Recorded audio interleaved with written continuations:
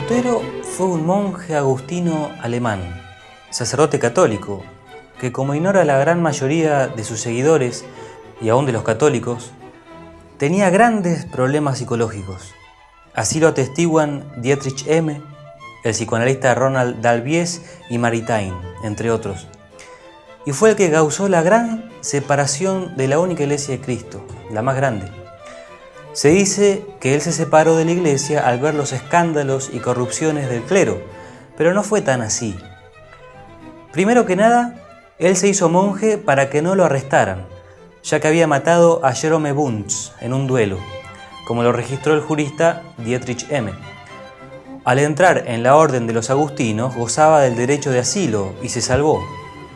Pero no hizo discernimiento vocacional. De hecho, él mismo escribió luego que al solo nombre de Cristo temblaba y le tenía más miedo que al demonio, que ante una imagen de Jesús hubiera preferido ver al diablo. Sin embargo, poseía una gran capacidad de estudio y oratoria, por lo que con el tiempo consiguió la cátedra en Sagradas Escrituras, donde sin la suficiente preparación y con enorme soberbia, despreció la interpretación de los santos padres, la escolástica y los papas, es decir, a la tradición y el magisterio.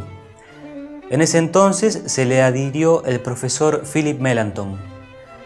Se dice también que Lutero se indignó porque Roma exigía dinero a cambio de indulgencias. Esto tampoco fue así, sino que la doctrina de las indulgencias nunca cambió. El Papa Julio II se había lanzado a construir la Basílica de San Pedro que conocemos ahora, pero no tenía los medios necesarios. Entonces creyó oportuno pedir a los fieles alguna donación a cambio de las indulgencias que la Iglesia tiene poder de otorgar. Esto le dio a Lutero situación de clavar en la puerta de la iglesia de Wittenberg sus 95 tesis, de las cuales unas eran ortodoxas, otras ambiguas y otras inaceptables. El dominico padre Juan Tetzel le contestó magistralmente cada una de las tesis desde la Universidad de Frankfurt, pero Lutero seguía en las suyas. Luego de ello, comenzó a llamar a Roma Babilonia y al Papa Anticristo.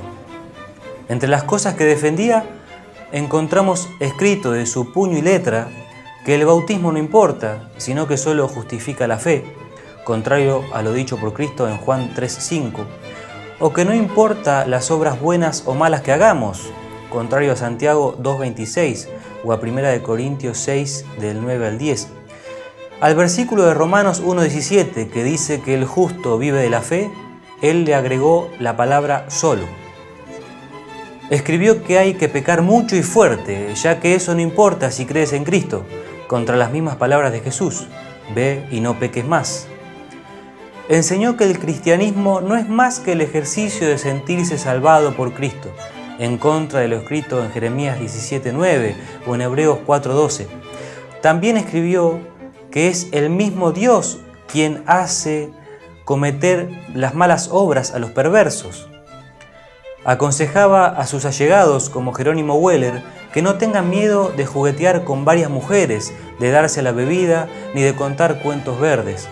Escribió que aunque todos los santos, desde San Pedro e incluso la Virgen María, enseñen una cosa, son seres humanos y se pueden equivocar, pero no él.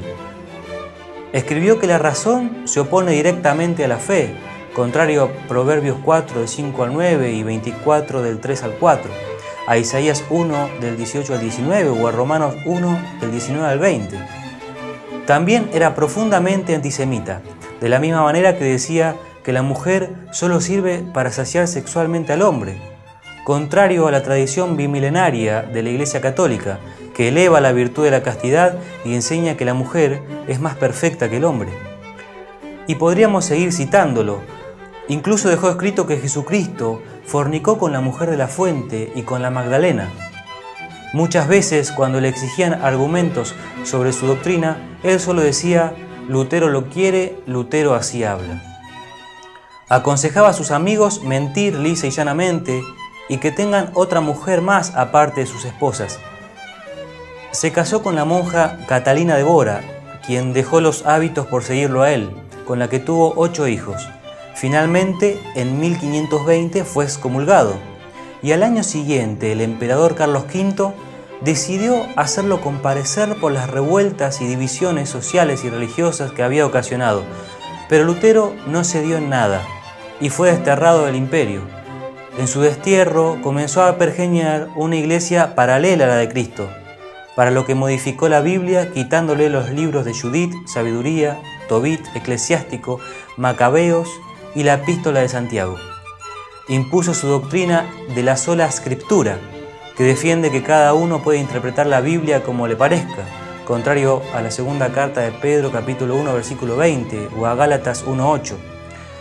Otro de los mitos es el de que Lutero fue el primero en traducir la Biblia a una lengua vulgar. Sin embargo, ya había sido traducido por la Iglesia a varias lenguas vulgares, romances y germánicas desde el 1200. Él mismo también dejó escrito que le asustaba ver la cantidad de sectas nuevas que aparecían por su causa. Actualmente, solo en Norteamérica hay más de 25.000 sectas cristianas protestantes distintas, que creen cosas distintas, contrario a Mateo 16:18 o a Efesios 4:5. Finalmente, se suicidó el 15 de febrero de 1546, como lo constató el alemán Friedrich M., el psicoanalista Roland Dalbiez, el doctor de Coster, el doctor Georges Claudin, Maritain y el mismo Lutero en sus Tischreden, cartas de sobremesa, al exponer sus tendencias suicidas.